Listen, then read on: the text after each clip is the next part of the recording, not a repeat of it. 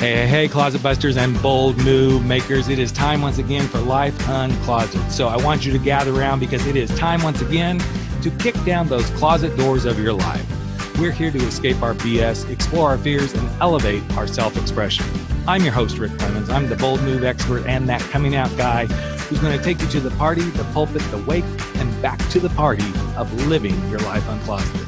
So come on along with me and grab hold of yourself and get ready to step out, step up, and step into facing your fears, making your bold moves, and living life without apologies. Now let's get to the show. Hey, to all of my podcast listeners, this is the first of two joint podcasts that I'm doing. I'm doing one for right around Christmas, Hanukkah, and one around the New Year. And the reason I'm doing a joint one is I have two podcasts, which I think some of you probably know and listen to both. But I have the Life Uncloseted podcast, and I have the 40 Plus Real Men, Real Talk podcast. And as I was thinking about what I wanted to do for the holiday podcast, I thought, you know what? I'm going to do one about holiday gifts you should give yourself. And the second one is coming up next week, which is how to create a bucket list for 2020. Today, we're going to dive into the 12 holiday gifts that I feel like anybody who wants to live their life uncloseted and any guy who is a 40-plus real man, real talk sort of guy, these are the things that I think can truly help you dump your excuses, face your fears, and live an unapologetic life. And this is my holiday list gift to you. So let's dive in. Number one, give yourself permission. Too often we hold back and we don't give ourselves permission to do the things we most want to do. And the easiest way I know how to do this is to say, this is important to me because, and this is important because this most aligns with my values. And once I align it to my values, that's so much easier to make it happen. So much easier to give yourself permission. Number two, give yourself the gift of curiosity. Now, I know that sounds kind of obvious, like we all experience bouts of curiosity throughout the day.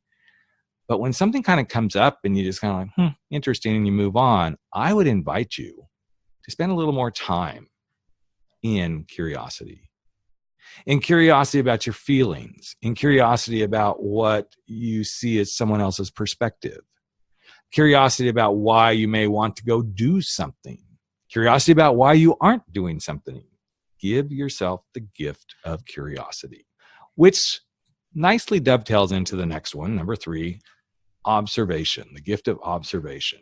Too often, and I'm raising my hand really high in the sky on this one because I do this a lot. As soon as we see something, we immediately act. We open our mouth, we stick our foot in there, we make a judgment, we say something we shouldn't say. And one of the things that I'm really going to try, no, I'm not going to try, that I'm going to work on in 2020 is giving myself the gift, not give. Well, I guess I'm giving myself this too. The gift of observation, which means I'm going to observe, take a breath, and then go, okay, let's look at this. Let's really think about it. Let's look at it at a deeper level instead of knee-jerk reacting. So that's number three. Give yourself the gift of observation. And as we spin the dreidel and we hear the jingle bells jingling, here is number four, dump the story of shame. Yes, dump shame. I have gone through something recently where I was feeling a little bit of shame, and I'm like, nope, that I'm not going to feel some shame for because it is not my shame to bear, and I don't need to feel shame about that. It is difficult because we kind of are a society that lob shame at each other all the time. Not just shade. I'm talking true shame, which is a form of shade. I know that's a new modern term that everybody uses. Throwing shade. But when you can dump your own shame and say, I don't have to own that. Or, okay, I did that. I accept that I did that and let it go. Let that shame go. That is number four. Number five, forgiveness of oneself. Kind of goes with the shame. But sometimes we need to forgive ourselves so that we can forgive others. And not just sometimes. I think the more forgiving you become, the easier it is to see others as they are and then go, okay, they're doing the best they can, just like I'm doing the best I can. But if you don't forgive yourself first, you're doing yourself a huge, huge, huge disservice. Which leads to learning to be with yourself.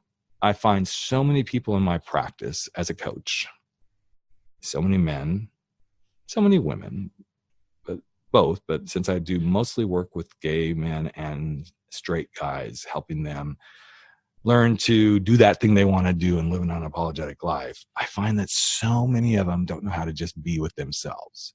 And this is a huge gift. I struggled with this for years and years after I came out of the closet. Actually, I was struggling with it even before I came out of the closet, but I noticed it more when I did come out of the closet.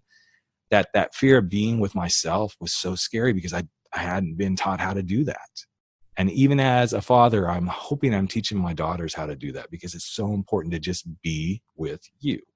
That doesn't mean being alone, but it can. I love being alone. Now, I spend a lot of time alone because I work from home. So I'm usually in the house on my own doing stuff. But I love the quiet of being with myself.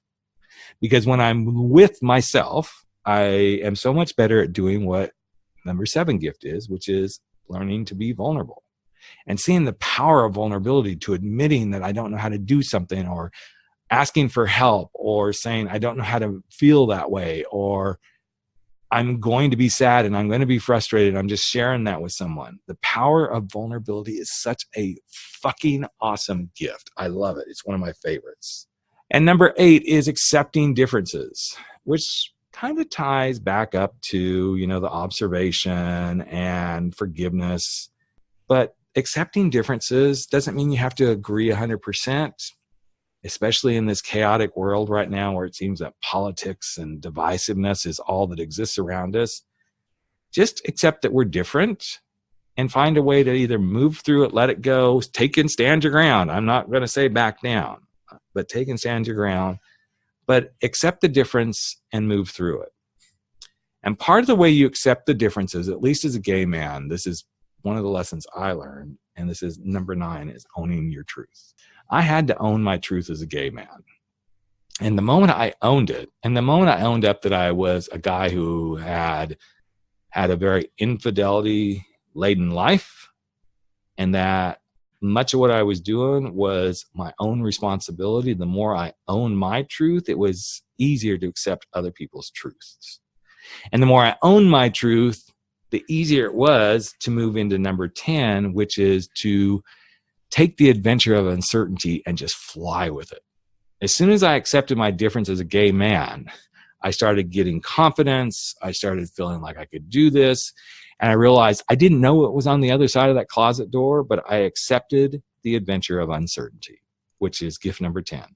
But in that uncertainty, one of the things we also have to do is number 11, which is identify your own closets.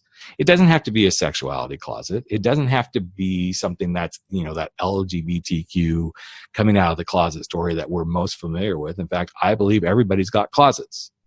And in that everybody's got closets, you can identify a closet of shame, a closet of infidelity, a closet of hating your job, a closet of wishing you weren't in a relationship, a closet of I realize I am addicted to food, a closet of constantly talking behind other people's backs.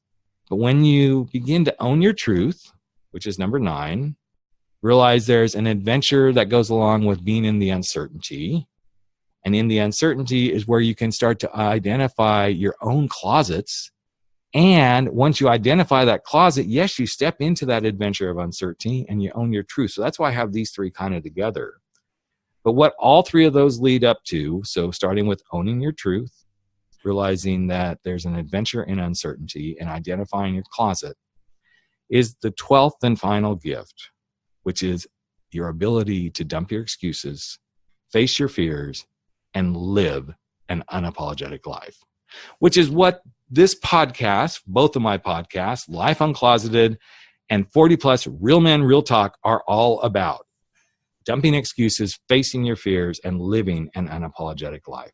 And that is gift number 12. So I'm going to run back through them really quickly because I want to make sure you have a great holiday, that whenever you're listening to this, whether it's on the 40 Plus or the Life Uncloseted podcast, that you have the 12 gifts that I wish that each of you would give yourself. Number 1, permission to do whatever it is you want to do, to be fully curious about everything in life, become an observer instead of judger, to dump the shame, to forgive yourself, to learn to be with yourself, to empower yourself with vulnerability, to accept the differences in others, so that you can own your truth, dive into an adventure of uncertainty, identify your own closet so that you can come out of it by dumping your excuses, facing your fears, and living an unapologetic life.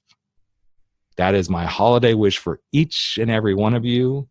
Thank you for being listeners. For those of you who are interested, you can hop over onto my website, go to noexcusesnofears.com or unapologeticlifeassessment.com. Take that assessment. Let's get you on the right track. Let's start using some of these holiday gifts so that in 2020, when you hear the next podcast, you're ready to go build your bucket list for 2020. Happy holidays, everyone. Hey, Life Uncloseted family. Another episode of Life Uncloseted has come to an end, and it is time for all of us to sashay away and go face our fears, make those bold moves, and stand up to living our life without apology. But before you do, I've got a favor to ask of you. Would you hop over to iTunes or Spotify or Podbean or wherever it is that you're listening to this and just give us a little bit of love if you like what we're doing here at Life Uncloseted. Here's what it does. It helps other people find the show. It helps other people get to know what we're all about. And you just might help change a life. In fact, if you really want to change a life, we'd love it if you just ask a friend to take a listen and see what they think. So that's it. Love you all deeply. I'm Rick Clemons, the host of Life Uncloseted. And never stop stepping out, stepping up, and stepping into living your life uncloseted.